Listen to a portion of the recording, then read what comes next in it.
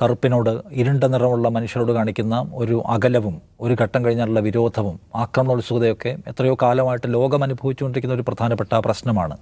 അതിൻ്റെ അനുരണനം സ്വാഭാവികമായും ഇവിടെയുണ്ട്. എത്രയോ കാലത്തിന് മുൻപ് തന്നെ കേരളത്തിൽ അതുണ്ട്. അത് കുറഞ്ഞേ വരികയാണ്. കേരളത്തിൽ അതിരൂക്ഷമായി നിലനിൽക്കുന്നു എന്ന് പറയാനാവുമോ എന്ന് എനിക്ക് സംശയം. പക്ഷേ കേരളം ഇപ്പോഴും അതിൻ്റെ കെടുതിയിൽ നിന്ന് പൂർണ്ണമായും വിമുക്തി നേടിയിട്ടില്ല എന്നാണ് യാഥാർത്ഥ്യം. നമ്മൾ സമ്പൂർണ്ണമായും ഒരു പുരോഗമന പ്രതലത്തിലേക്ക് എടുത്തു വയ്ക്കപ്പെട്ടിരിക്കുന്നതൊക്കെയാണ് നമ്മൾ വിചാരിക്കുന്നതെങ്കിൽ അങ്ങനെ സംഭവിച്ചിട്ടില്ല. മറിച്ച് ഇരുണ്ട നിറമുള്ള മനുഷ്യരോട് ഇപ്പോഴും നമുക്ക് പലതരത്തിലുള്ള പ്രശ്നങ്ങളുണ്ട് എന്നുള്ളത് ഒരു യാഥാർത്ഥ്യമാണ് എന്ന് തന്നെ കാണണം.